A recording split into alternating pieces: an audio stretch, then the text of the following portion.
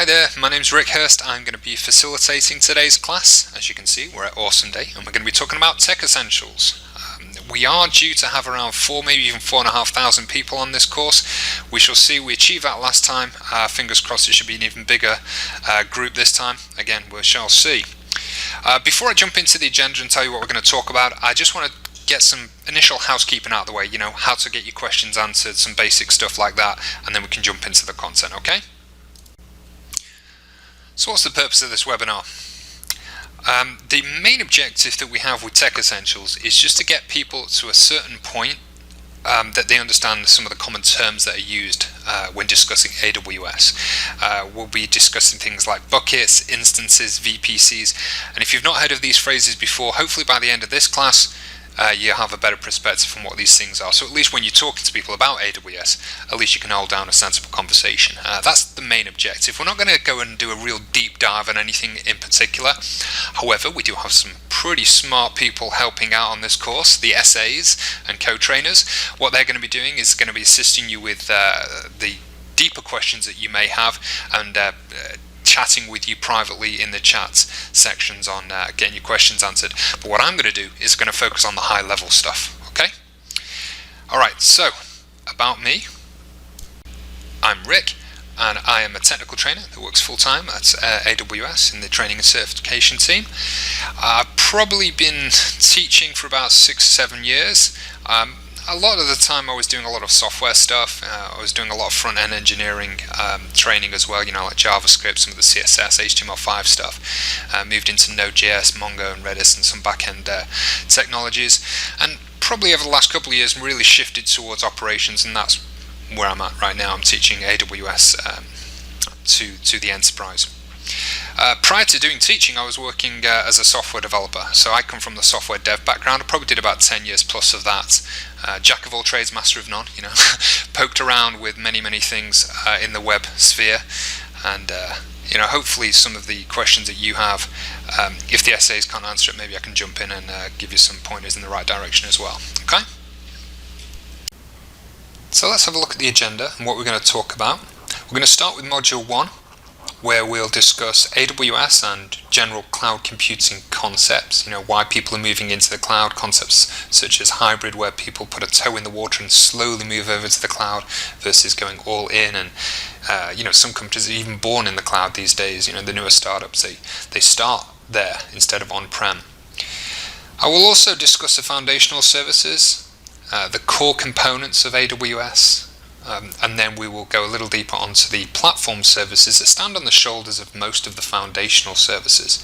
So my objective after Module 1 is to get you guys clued up on some of the core services we offer, why people are using cloud computing, that kind of stuff. And then based on when Ryan wants to do this, we'll do a quick break, about 15 minutes or so, and then we'll jump into Module 2, where we'll look at virtual private cloud, which is your network in the cloud, EC2, compute in the cloud, and also hopefully a little demo showing you how some of the console stuff works. One more break, and then finally Module 3, we'll look at RDS, Relational Database Service, DynamoDB, which is on NoSQL Store. We'll look at how to store things using simple storage service, and of course, no course would be complete without discussing security and how we lock things down using identity and access management. Finally, maybe we'll do some closing remarks on where we see cloud computing going and maybe discuss subjects like Lambda very briefly. Okay, so that's the agenda for today. So I want to give you guys an introduction to Amazon Web Services and cloud computing in general. I don't want to give you guys a history lesson. I think if you're already here at Awesome Day, you know who Amazon are. But as you can see here on this slide, that in 2006 Amazon Web Services was created. And ultimately, this is the division that's growing the fastest. It's, I believe, it's the most profitable, and ultimately, it's driving some of the other stuff that we do at Amazon, such as Amazon Echo and some of the home services that we have. So I'm going to deep dive more into AWS as we progress. Obviously, let's start with the high-level concepts. Generally, what is cloud computing? And the way I like to look at it is you're using someone else's computer. Yeah? Cloud computing is going to be on-demand, IT resources, via the internet, and you only pay for what you use. Very simple. If you spin up an instance, you're going to be familiar enough with what instances are soon enough. I'm going to talk about that in a bit. But if you spin up an instance, a piece of computing power for a couple of hours, guess what? You're only going to pay for a couple of hours. This is in stark contrast to your typical data center where you have to provision capacity. So that's a real core concept of cloud computing, pay-as-you-go pricing. So another way of looking at it is you don't need to build a power station if you just want to turn the kettle on. You should pay for services as and when you need them. And this is how we think of it. We think of them as measured services. And Amazon Web Services as a whole has many, many products, so you'll see that shortly. But ultimately what we do is we help businesses and devs to use web applications to build scalable, sophisticated, powerful applications. These are the main subject criteria which we're going to talk about in this course. Not all of them, obviously. I'm going to pick on a few of them to talk about, because otherwise we'll be here for about a week explaining every single service. I think there's nearly 90 services now. So this slide is talking about core infrastructure and the services, and what we like to do is we like to match like for like. And we do this because a lot of people that come to the cloud are familiar with traditional on-premises type systems, and they're familiar with all of these words like switches, routers, DAS, SAN, NAS. They know that world. So when they come over to working with the cloud, as close as humanly possible, we match them like for like. So, if you're familiar with firewalls, well, when you encounter our security groups, they're pretty much firewalls. Yeah, you get the idea.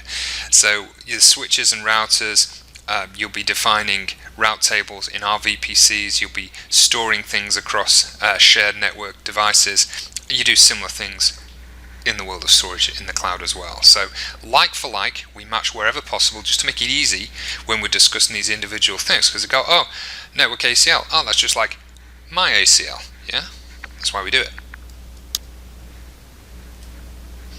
6 advantages and benefits of cloud computing. This is not necessarily specific to AWS.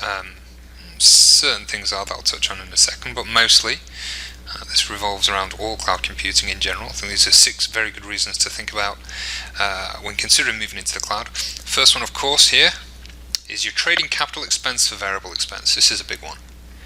You don't have to build a data center if you just want to host an application or try and do some big data analysis. You can spin up instances of compute power as and when you need them, as we talked about, and then close it down when you're no longer needing it. This is great for experimenting. You could experiment with the project, you could try it, and if it works out, wonderful, just scale it up, no problem. And if it turns out to be a complete disaster, that's fine, you can scale it down as well. Just get rid of the thing. So, as far as agility and speed, great for experimenting. As far as saving money, well, it's awesome to be able to just pay as you go and not have to buy a data center or buy servers on a smaller level. So those are very closely related. This one's an interesting one. The massive economies of scale. So Amazon Web Services have reduced their prices, I believe, almost 60 times since inception. Obviously, we're very customer-centric at Amazon. It's one of our founding principles. So wherever we can, we just try to save money, and we can pass that back onto the consumer and make happy customers, right? But it goes a little further than that, because we have great leverage with the partners that we work with. For example, we could go to Intel, or we have a great working relationship with Intel, and we'd say, hey Intel, could you build us and work together with us on some really custom chip that would be fantastic for our customers? Or we can go to Juniper or some other company and say, could you build us a specific router? We've got these things that we would like to do. Could you help us do this? And we have such wonderful relationships with these people that we can then provide these services back onto the end user and leverage our so-called buying power, if you like, to pass that back onto the end user. So that's a very interesting one. I've talked about guessing capacity. This is another one. Going global in minutes. So think very small fry at this stage. You just want to launch a little website. You can do that in Virginia or wherever you're based, and then say, you know what, I'd like to do this in Singapore, or I'd like to do this in Australia. You can then launch a clone of your application and put it the other side of the planet, and you can do that in minutes. More about that later on. Very, very cool. Imagine trying to do that in, buying a data center in Singapore, all the bureaucracy you'd have to go through. Even just organizing servers in another country can be very problematic. With AWS, press of a few buttons, job done.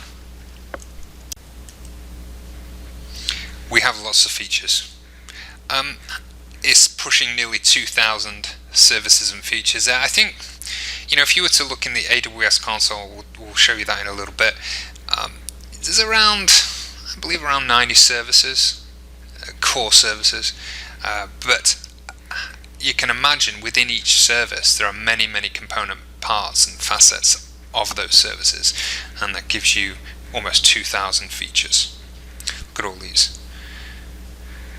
On a course like this, where we only have a couple of hours together, we have to be a bit savvy with the subjects that we choose to focus on. So we're going to focus on the building blocks, the really important stuff. If you're interested in these other edge case things, of course, you can poke around in the docs, you can have a look in the console, and there's plenty of information out there. But I'm going to focus on the important stuff, alright? Incidentally, that's what the console looks like. If you've never been into the console, you would go in there and you would see all the services listed there, and you could click on them and start experimenting with them. Most of them would be on the free tier, which we'll also get into in a little bit, so you can experiment and play around with these things for free to start with. You don't obviously have to go into the console, as we call it, to interact with AWS and all the services. You can quite happily use the SDKs, software development kits, or the command line interface, CLIs, and you can interact with AWS programmatically. You don't have to go in there pressing buttons. Either way, we make it very easy for you to access a broad range of services, and there's a lot of good docs surrounding those services as well. I want to talk a little more about infrastructure. I've said that you can go global in minutes. You can launch a website in Virginia, and next minute you can launch it in Australia. But how specifically is our infrastructure set up? This is actually our latest slide. We have 16 regions right now, and the numbers that you see inside those orange circles are the availability zones. I'm going to explain a little more about availability zones in the next slide. But the more or higher the number in those circles, the better for you guys. More about that in a moment. And the green circles are the regions that are coming very soon. Okay. As you can see, we're structured all over the planet. And it's not just this actually. No, it's not on this slide, but there are loads of points of presence scattered all around there. I think there's almost 80 points of presence, and they are caching nodes. So that if you have content here, say you had a website here and you were hosting, this is somewhere in California, you were hosting a website and playing a video, you have someone way over here could actually not have to go all the way here for the video. They could get it from a point of presence somewhere around here, okay, and have it served locally to them. So they have lower latency, which means they get the video faster. Also relieves the load from your origin server over here as well. So we have some additional infrastructure which isn't displayed on this slide, called edge locations. So the phrases you'll hear about throughout this course will be region, availability zone, and edge locations. So let's talk about the AZs, or availability zone. As far as availability zones go, think of the building that you're in right now. It might have thousands of servers inside of it. So this is the building you're in right now, thousands of servers, right? And then there's a building maybe 100 yards away with thousands of servers in it, and then another building 100 yards away there. And this tight-knit cluster of buildings would be considered an availability zone, or an AZ. Call that AZ1. Now, I use the example of the building that you're in right now. You would not be allowed in one of these buildings. These are specifically designed to hold servers. They're not where Amazon employees are wandering in and out necessarily. They're specifically trained people. Like I can't walk into a data center, for example, even though I work for the training and cert team. So they're isolated from other availability zones. As you can imagine, we have multiple availability zones here, right? Each with buildings of thousands of servers in it. Once you have multiple availability zones, like 2 or more, you have what we consider a region. You saw that on the previous slide, right? The numbers inside those regions, those orange circles, with the number of AZs. You have very fast connection between them, but they're completely isolated. These are going to be on different electricity providers, different telcos. If this is on a fault line, for example, these ones won't be. That kind of isolation. Okay? And in some places we have up to 5 AZs. Talking of a region with 5 AZs, Virginia, 5 AZs. Tokyo, 3. The key takeaway from this is you must have at least 2 availability zones to have what we consider a region.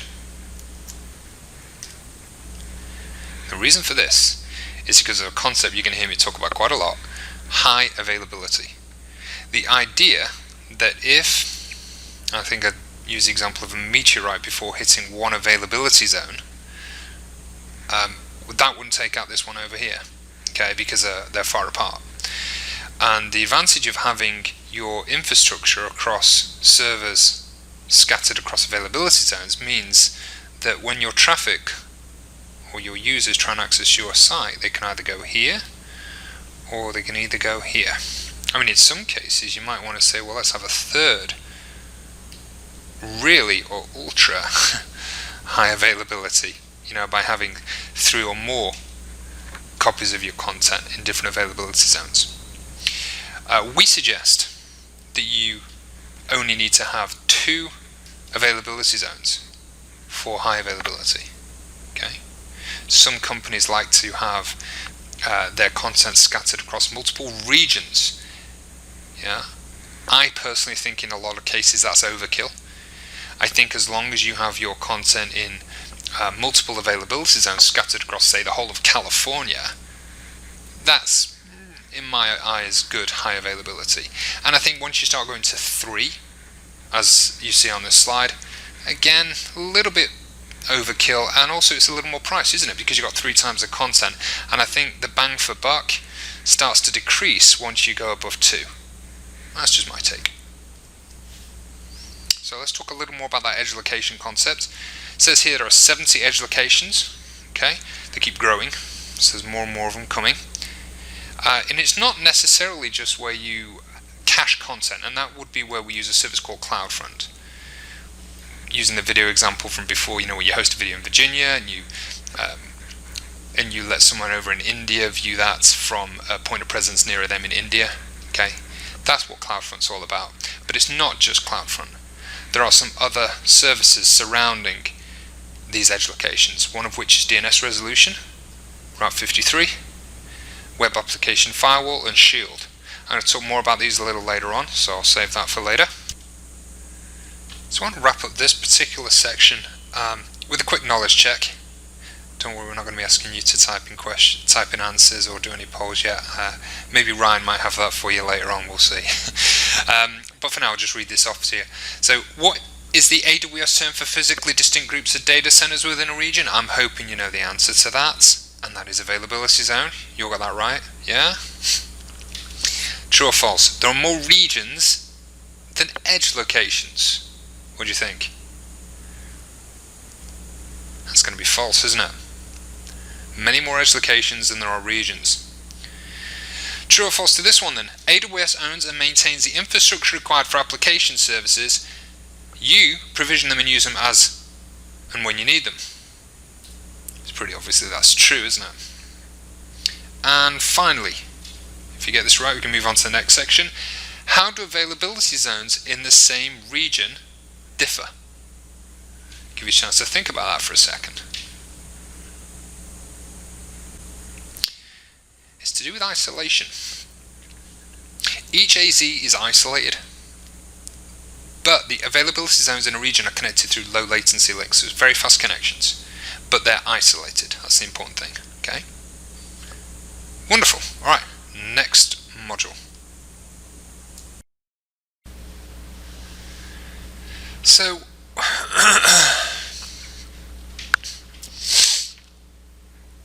platform services.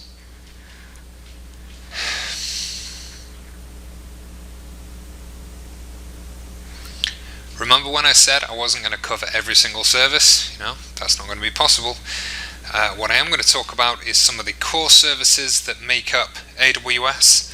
This is broken into 2 main concepts. we have foundational services, and then we have platform services. I'm going to explain foundational services first. And you're probably thinking, well, why does he have platform services on the slide right now? And that's because what you're looking at right now in terms of platform services, I'm going to explain them all in a minute, but they stand on the shoulders of the foundational services. Okay, so be aware that all of the things that people use day to day when they're working with AWS, the most common tasks, things like DevOps, where you're deploying code, things like you're logging in with Facebook or Google if you're building a web app, doing full text search with Elasticsearch or transcoding videos. Common things that people do are available as platform services, but they all stand on the shoulders of the foundational services. So I'm going to talk about that first, and then I'm going to come all the way back to this. I'm going to explain what these platform services do. By then you'll have a higher understanding of how they're actually working under the hood. So let's talk about the foundational stuff, okay? And here we have it, the foundational services. We break this down into 5 major categories: compute, network, storage, security, identity, and applications. I'm going to start with compute, and then we're going to work our way right across the screen. Now, even if I was to spend, a couple of minutes on each one, this is still going to take a long time to get through. So I am going to try, as much as I can do, to explain each individual component part in a very short space of time, because we just have a lot to get through. Okay, so I'm going to start on the top left, and we're going to work all the way down, and hopefully by the end of this slide you got a rough idea what all these things are and what these symbols mean. Okay, so let's start with compute. EC2, this is virtualized environment. Okay, what does that mean in English? It means if you want to spin up a Linux machine or a Windows machine in the cloud and just pay for the time that you're running that computer in the cloud, then that's all you need to do. You just pay as you go for computing power in the cloud. And we call this compute in the cloud instances. That's a phrase you'll hear a lot of. And this is Elastic Compute Service, EC2, and you can have various flavors of instance in the cloud. Very powerful ones, tiny weeny ones that aren't so powerful, ones with loads of memory, ones with loads of CPU, ones with loads of storage. You've got loads and loads of different options, and we'll get into the details of EC2 because that's one of the chosen ones that I'm going to focus on in the course. I'm going to spend a bit of time on EC2. So at this stage, all you need to know is it's a virtualized environment. It could be Windows or Linux, and you've got different powered levels of computing power that you can use. Alright, so that's EC2. EC2 registry and EC2 container service. These two relate to something called Docker. Okay. When I mentioned before that you have instances and you can put any software you like on this, well, with Docker, it allows you to get a little more savvy with the space on the computer, because what you can do, and I'm going to change colors for these different boxes, is you can have little containers in here, each running different things. So normally if you just had a normal machine like that green box and you decided to run Node.js in that, you would have to configure that for Node.js. And if you wanted to configure it for Python, you'd have to install Python. Yeah? Well, with this, you're allowed to have maybe a Node.js application here, a PHP application here, and a Python application in here, all running completely isolated from each other on one machine. This makes the most space of the actual machine. And think of these as shipping containers. You know, where if you're moving house and you had all your furniture and you put it in a shipping container, and then you can move that shipping container and drop it somewhere else. This is the beauty of Docker. You can develop locally in these boxes and then just literally ship them off into production, and they can be running in the cloud for you on these machines. So the concept of Docker is pretty straightforward. It's a bit like that Inception film. You have a virtualized environment inside a virtualized environment. Okay. Docker itself is straightforward. The challenge is when you start coordinating which machines to put the Docker containers on and start scheduling them and that kind of stuff. It gets a little more gnarly. So we have a service called ECS Container Service that manages that for you, and obviously you're going to need to put this information in a repository, and we have a repository registry service for that. So those two are very closely related. Okay, so that's Docker. Lightsail. This is a standalone service that allows you to get up and running in the cloud very, very quickly. If you just want to build a basic website, maybe you had an idea for a WordPress website for a local blog, that's the kind of thing Lightsail allows you to do. You can pick the size of compute power you want. You get a certain amount of allocated memory, certain allocated amount of CPU, certain storage, certain bandwidth, and then you buy a package and you just get up and running really fast. I would recommend, if you're interested in that kind of thing and just getting a website up and running real fast, definitely have a look at Lightsail. It just gets rid of all the grunt work involved with setting up basic web applications. And that's how it's positioned. It's for very high level users, people that don't understand so much about VPCs and auto scaling, but just want a website to work. That's what Lightsail's for. VPC, this stands for Virtual Private Cloud. This is your network or your data center in the cloud. Just like you would have an on-premises data center where you can control your IP addresses, you're controlling your firewall rules and your networking and how your traffic is moving in and out of your network. That's what VPC is all about. We will spend a bit of time on VPC, just like EC2, because that's one of the core concepts. VPC is something I'm going to spend a bit of time on. So I'm actually going to defer explaining VPC in any detail to further on in the course, because it's a quite involved module. There's a lot going on in there. It's very powerful. So from a high level, it's a network in the cloud that you can completely control. Batch is related to obviously batch processing, where you have a lot of workers that will be working through a queue of tasks. The challenge when you're working with batch processing is you're going to have to figure out the right type of machines for the right type of job. And scheduling that and organizing the types of machines that you need to handle batch processing can be a bit complicated. So we have a service called AWS Batch that will take care of that for you. It will optimize the machines to run your batch processes on, it will schedule them, and it will organize your batch processing for you to let you just focus on analyzing the results. So it's related to batch processing, hence the name. Elastic Beanstalk, it's very similar to Lightsail in a lot of respects. It gets you up and running really quickly in terms of building web applications and worker applications. I would say it's a little more involved than, say, Lightsail, where you just buy a package and you're up and running. Beanstalk, you have to do a little bit of configuration, but it does take a lot of the grunt work away from building applications. You might just want to have again, using the WordPress example, you build a WordPress application. You don't necessarily want to get involved in organizing auto scaling, load balancing, setting up RDS, which we'll also get onto later. You just want it, again, to work. That concept, like with Lightsail, you just want it to work, but you want a little more fine-grained control over what you can and can't do and how things are operating within your system. So I think it's a more advanced version of Lightsail that lets you pretty much go under the hood and start poking around. But again, it is a highly opinionated system that will build an infrastructure for you and avoid you having to get involved in the grunt work in terms of setting up your operations and setting up your infrastructure.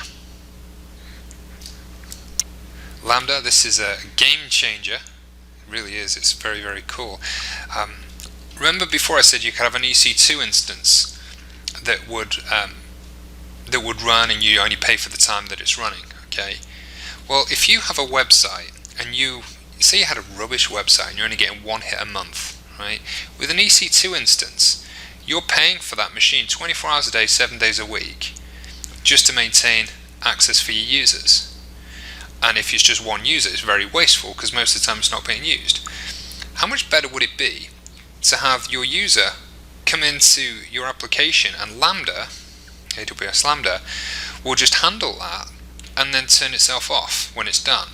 And maybe that's 100 or 200 milliseconds of compute time, and you only pay for the time it's running versus 24 hours a day, 7 days a week for an EC2 instance, right? Much more cost effective. No need to worry about auto scaling and load balancing, which we'll get onto in a little bit. With Lambda, you're only paying for the compute time that your functions are running. Lambda is one of those other core areas I'm going to focus on later on, so we will get a chance to look at that a little deeper because it's a very interesting subject. Finally, in the compute section, load balancing. I think the name pretty much tells you what that does, right? So imagine these blocks here are machines. How about this? That could be a load balancer, and what that would do is when traffic comes into this device or set of devices, nodes, it routes traffic to healthy machines. Okay, so if one of these machines happens to be unhealthy, guess what? It stops sending traffic to it and sends it to the healthy machines. Later on, maybe this resurrects itself and starts becoming healthy again, and in that case, great, start sending traffic to it again. Balancing the load across a fleet of machines, only sending traffic to healthy instances. I think it's a common sense concept. It decouples your users from your application, which means if this machine goes down, the user is not interrupted. It's a very cool concept. I'm going to be discussing that in a little more detail when I talk about EC2 and load balancing and auto scaling together later on. Okay? So let's look at the network. There are 5 component parts here: CloudFront, Route 53, Virtual Private Cloud, Direct Connect, and Load Balancing. Well, here's the good news already. We've talked about VPC briefly. We're going to discover more about VPC later on when we get into the weeds on that. We've talked about load balancing, so I'm going to scrub that one out viciously. Here we go. I've touched on CloudFront already, actually. This was where we have our caching nodes. You know, the example of storing the video in Virginia and somebody over in India being able to watch that locally to them because they have lower latency and relieves the load from your origin server. That's really what this is about. You don't store infrastructure on CloudFront edge nodes. What you're doing is you're storing your infrastructure in your region, and then you're setting up a CloudFront distribution to go and fetch that from the origin and display it to the user with lower latency. So it's not that you put infrastructure in CloudFront, it's the fact that it gets cached at these edge nodes. That's really what it is. Now, of course, it does more than that, and there's loads of things you can do with it. But from a high level, they're just caching nodes.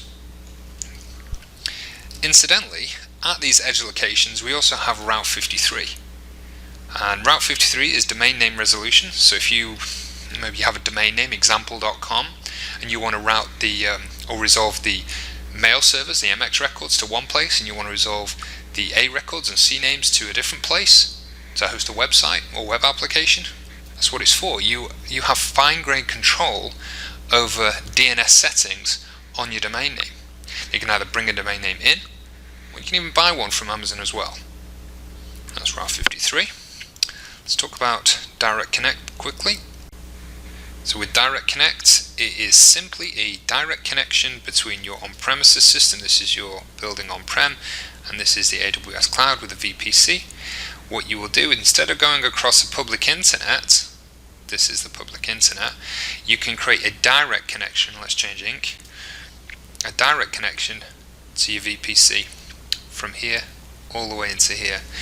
This is a little more complex than that. There's usually a co-locator provider and other things, but you get the idea. Is that what you're doing is you're bypassing the public internet, which is a little bit flaky, right? You want to go and have a direct connection to the cloud to give you a reliable bandwidth, reliable connection, and all that good stuff.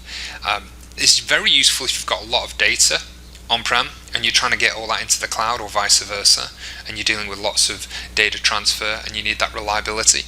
Then Direct Connect's probably for you in that case. Okay, so that's networking. Let's move on to storage.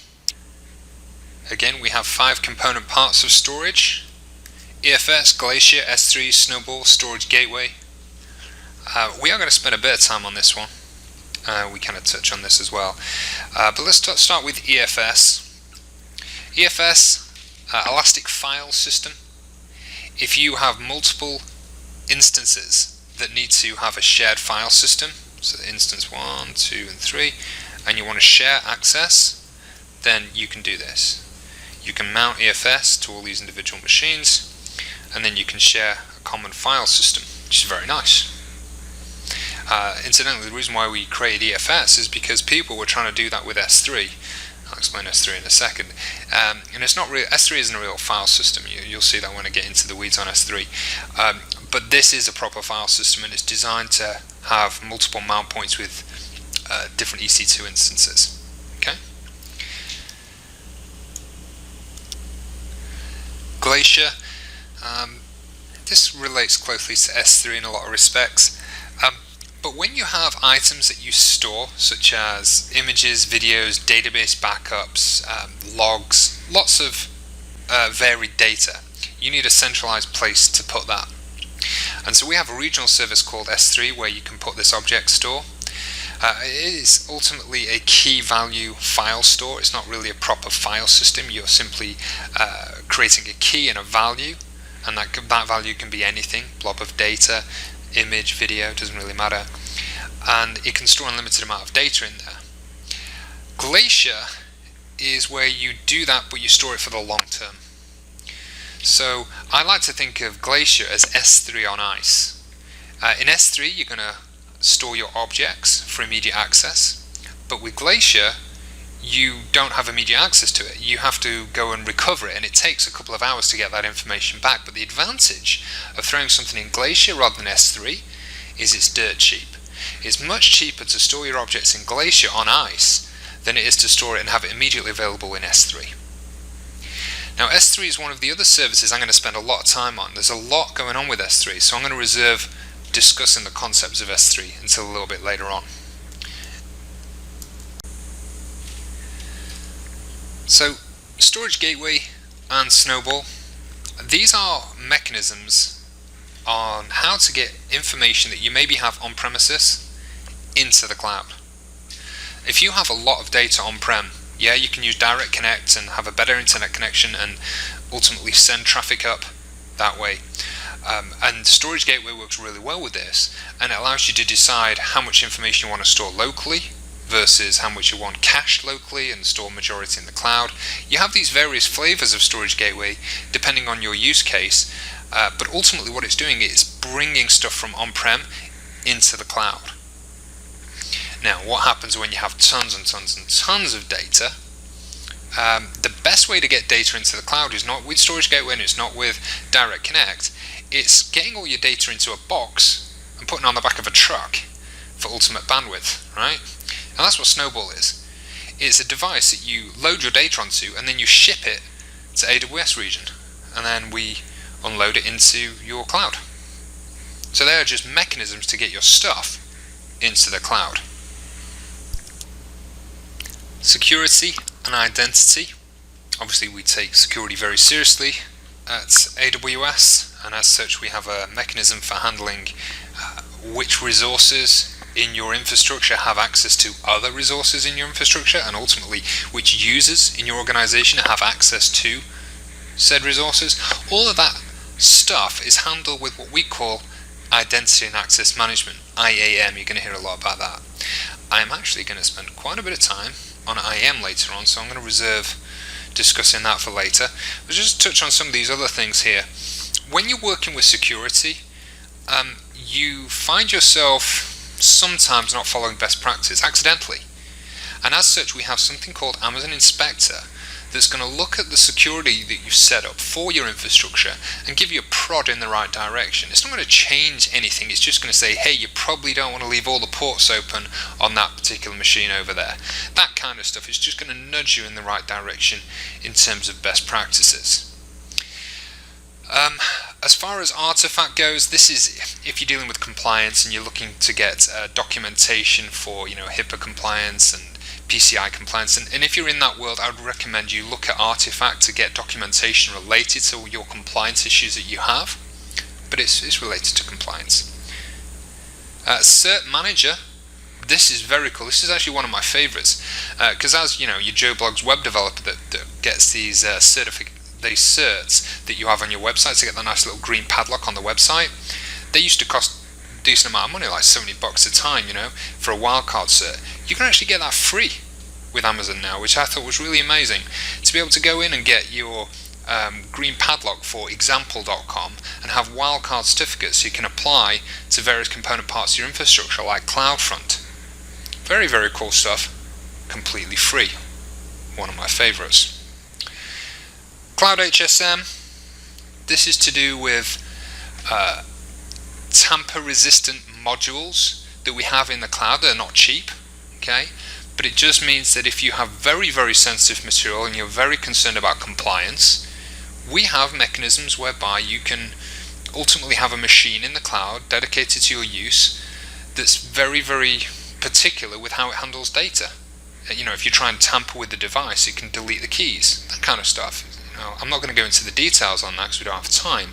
But if you're involved with things like HIPAA compliance or a government organization really concerned about security, then Cloud HSM might be something you want to look into. Forewarning, it's not the cheapest product in the world. Directory service is nothing more than Microsoft Active Directory, or a dumbed down version that we have called Simple AD, more of a lightweight version of the Microsoft Active Directory. So if you have an organization that already has authentication in place using AD, then you can bring that into the cloud, and we have various mechanisms for connecting your existing system into our system. Many companies already have that in place, and they don't want to have to rebuild an entire authentication system, so we can use directory service for it. I'm going to come back to IAM. KMS, Key Management Service.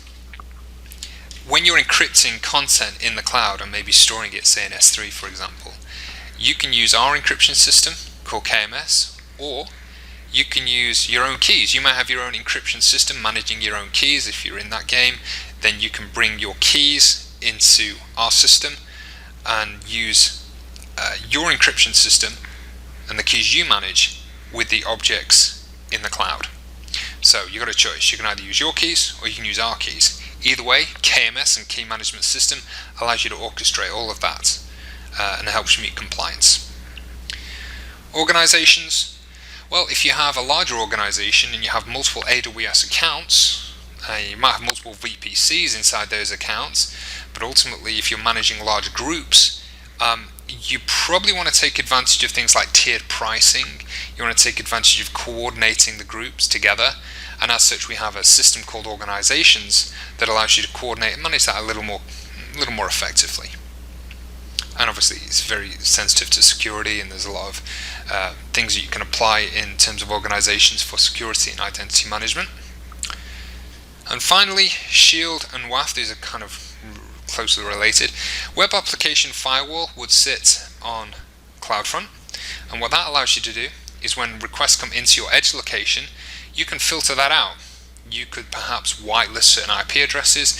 You could look for things like SQL injection attacks and nefarious access, and you can block that before it even gets to your region. Great for things like distributed denial of service attacks. I'm not going to go into the details of different mechanisms for intrusion like DDoS and these kind of things, but if you're concerned about that level of security and you're concerned about attacks at your system in the cloud, Web Application Firewall will help to mitigate that. And more importantly, if you're enabling Shield, that is going to give you this extra level of protection, an extra level of comfort related to security at the perimeter. And I believe there are options related to Shield, and again you're going to have to check the docs, but if you do get a distributed denial of service attack, there is some kind of compensation involved. But in other words, as long as you're doing the right things as far as we're saying the best practices, Shield will protect you not just from a technical standpoint, but from a financial standpoint as well. And again, I'm going to refer you to the docs on that. And on the far right, we have applications, WorkDocs, WorkMail, AppStream, Workspaces. I'm currently using Workspaces. I don't know if I can demo that from here. Let's try. See this? This is a Mac, right? But yeah, I'm running PowerPoint, and that is because I'm on a Windows machine. I wonder if I can just come out of this real quick to show you. Here we go, look. See, I'm on a Windows machine, right? But really, I'm on a Mac. Funky, huh? See if we can get back to what I was doing. I lost my slide. Let's try that again.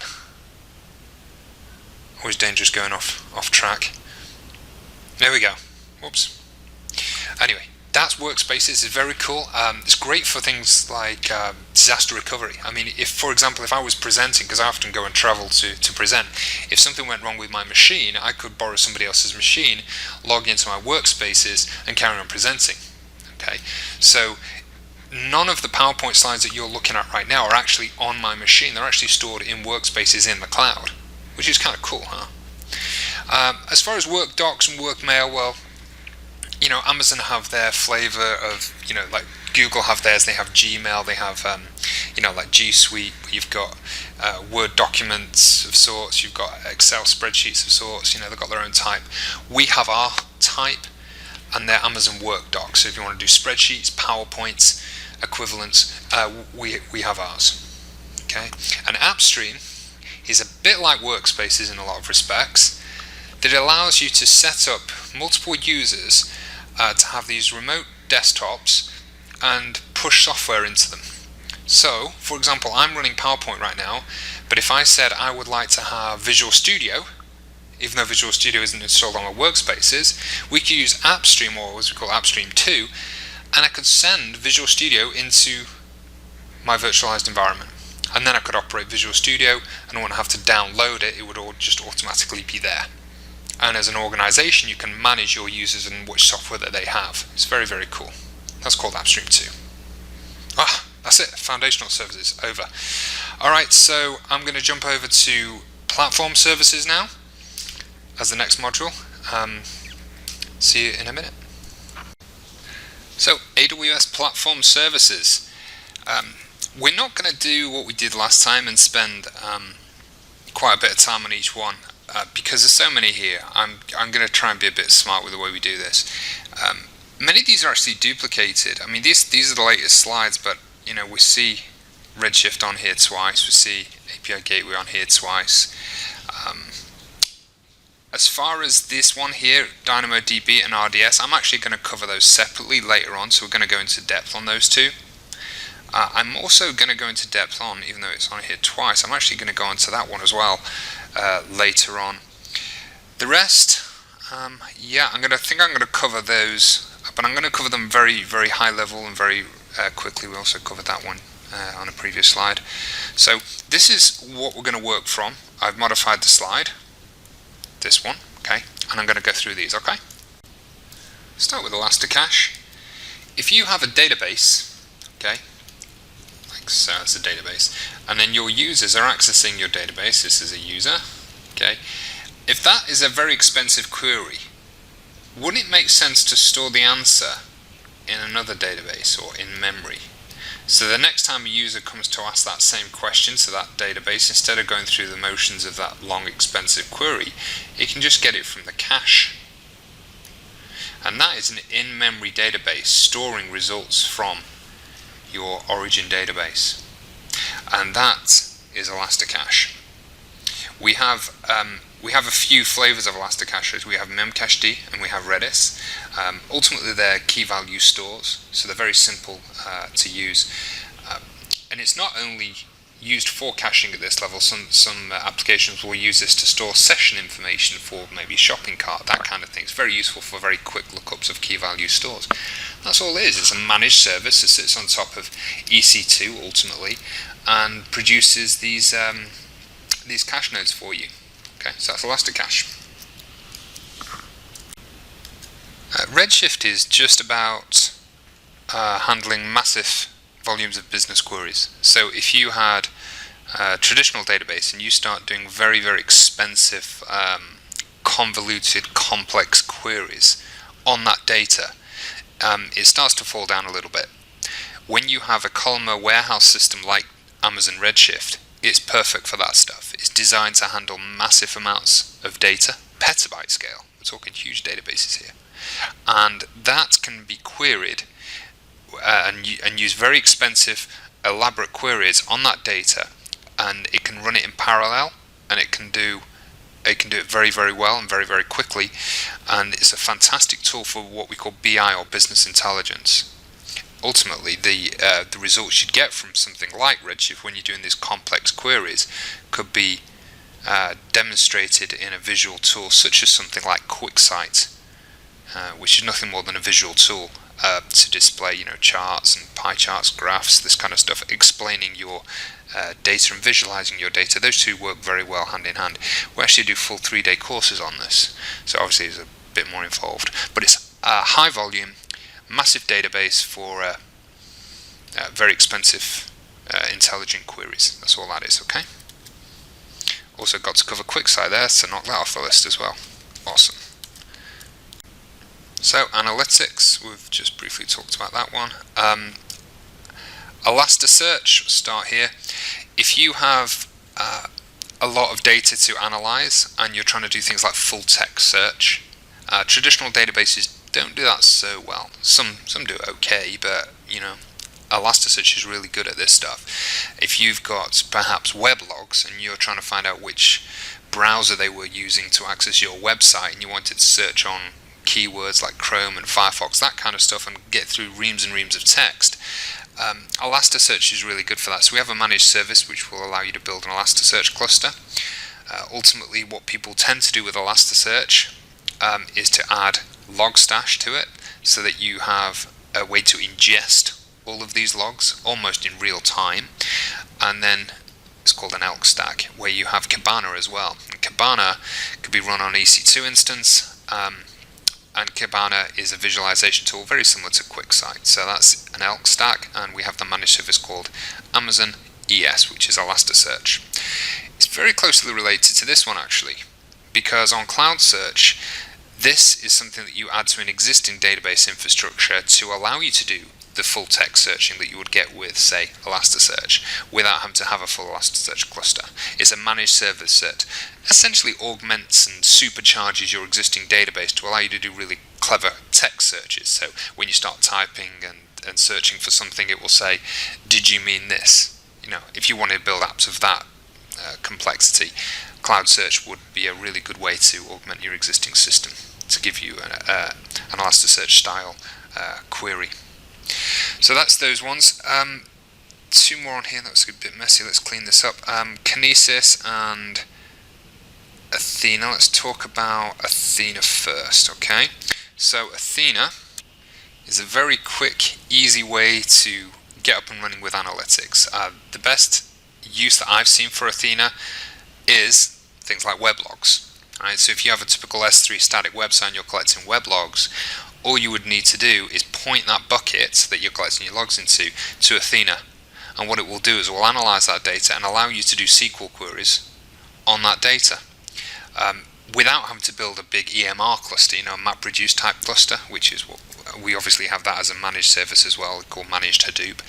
For those of you who are involved in big data, you know what Hadoop is. We have a managed service for that called Amazon EMR. But instead of building a big EMR cluster, you can just point a bucket to Athena. Or it doesn't need to be a bucket, it can be something else, because some of the other services that pipe out data can be analyzed in Athena, and this allows you to do very quick, fast and easy SQL type queries on your data without building clusters. So this is a lightweight version of this, and in most cases it does a really good job. When I do a lot of the EMR training, some of the labs that we do within EMR could easily be done with Athena in a fraction of the time. Because they're contrived lab type examples. So when you're dealing with big data, ask yourself, do you really need to have a big full-on cluster? Because very often you can get away with just using Athena. Okay. Finally, Kinesis. This is a way to ingest a massive amount of data from various sources and make sense of that data in real time. So when you had EMR, this is looking at cold data, maybe data you've stored for months. Okay. Kinesis is data that's happening right now. So a Kinesis stream, you can throw all sorts of data into that in all sorts of different varieties. You could have web logs, clickstream logs, custom metrics thrown in there, and what you then have is a series of applications which can analyze these pieces of data at the same time as they move through the Kinesis stream in real time. So what I think of Kinesis is real-time big data. Obviously we do full-on courses on Kinesis, so we can spend days talking about it, but from a high level, it's just a stream that can ingest tons and tons of data extremely quickly, and you can analyze that data very, very quickly, and you can analyze the same piece of data from various sources. Okay, that's all prepared to go into Kinesis on at this level, I think. Let's move on to app services. Awesome. Hope you all enjoyed your break. I was hoping to try and get through this before the break, but we just had a little too many things we needed to get covered. Fear not, we only have about 5 or 6 more minutes on this just to wrap up, and then we're going to start going some deep dive. Okay? Alright, so let's get through the rest of this. So we have two here that are very closely related, simple workflow and step functions. I like to think of step functions as simple workflow service 2.0 because it's just generally better at doing all the things that happen in here. What you're doing is, instead of having EC2 instances coordinate some of the tasks in SWF, which I'll explain in a second, you're using Lambda functions, you're doing better try-catch error handling, you're running things in parallel. Okay, so in contrast to SWF, which I'll explain in a second, this is just the same stuff as this, but just much better. Okay, so that gets me out of explaining step functions. It's Lambda functions doing what SWF does, but just much better at it. Okay, and it's the newer, cooler kid on the block. So let's just briefly talk about SWF first. When you have long-running processes, computer processes tend to time out. For example, if you place an order on a website, you might need to validate a credit card. Once you've validated the credit card, you might need to then place the order, as in someone has to pull something off a shelf and put it on the back of a truck, and that has to go on a road, and so on and so on. Once you start getting involved in these human processes, you need to have a way to track that in case maybe the truck breaks down. You don't need to then go and revalidate the credit card, right? Because you've got a workflow history of what's actually occurred. Managing that kind of thing needs a process, and we have a process called simple workflow, and it works very well, but it's very synchronous, meaning that it takes one thing after the next after the next. If you want to run many things in parallel and coordinate them in a very intelligent way, a more cost-effective way, you really want to be using step functions. So those two are closely related, SWF and AWS step functions. Let's talk about Elastic Transcoder. All it does is transcode videos and images. Very, very simple. You could, of course, do this yourself. You could launch an EC2 instance, install FmpEg, and start transcoding videos into different formats to display on different devices. You can do that manually. But we have a platform service that takes care of that for you, because devices are changing all the time, new formats are coming out all the time, and new standards are taking place. It's very hard to keep up with that and handle videos and images for different formats and different devices. And as such, we have a managed service for it, just to alleviate some of the grunt work involved in transcoding images and videos. That's about it, okay? So the management tools, we have a few things here. So this one here, CloudFormation, is one I'd recommend you look into. It's too deep for this course, but it's about scripting your infrastructure. So all the stuff that you may have done in the console, pressing buttons and using the SDKs and CLIs, can be done in an automated fashion using a text file. And I would highly recommend, if you're serious about learning AWS products, get involved in CloudFormation. But again, it's too deep for this course. I don't really want to go into that one. And the same goes for OpsWorks. This is just done at a platform level, allowing you to configure all your servers. You're installing Ruby on Rails, maybe you're installing PHP. There's all these things you would need to do. We have a managed platform for handling and orchestrating that. So when you're working with a lot of these services that I've talked about so far, you're going to be following some best practices. And so as such, we can use Trusted Advisor to look and see if we're following said best practices. If you leave a server open to the world in terms of security groups, Trusted Advisor is going to give you a nudge in the right direction, a bit like Inspector, but just more of a high-level best practice tool rather than a security-based tool. And as far as config and CloudTrail and the managed services go, this is just more to do with auditing and to determine who did what when, and coordinating whether a person was allowed to do something and what they did in terms of what they changed to maybe a security group or an RDS database, and how that impacted the other services. So when you're involved in auditing and finding out who did what when, things like CloudTrail and config allow you to organize that in a very compliant way. Managed services, again, is kind of related to the ops work. Organizing fleets of servers, managing commands on those servers can get a little complex. We have managed services for that. The only one I've missed out here is CloudWatch. CloudWatch very simply allows you to collect metrics from various entities that you have within AWS. Every entity is going to report its own flavor of metrics. EC2s report their thing, load balancers report their thing, and as such you can collect all of that data, set alarms based on thresholds, and create event-driven programs in your system. Maybe if you have your CPU is at 90% on your EC2 instance, maybe you need more EC2 instances. CloudWatch is the basis for being able to analyze what's happening and react to it. Okay, they're your management tools. So the dev tools, this is an easy one for me to cover because we're not going to go into it.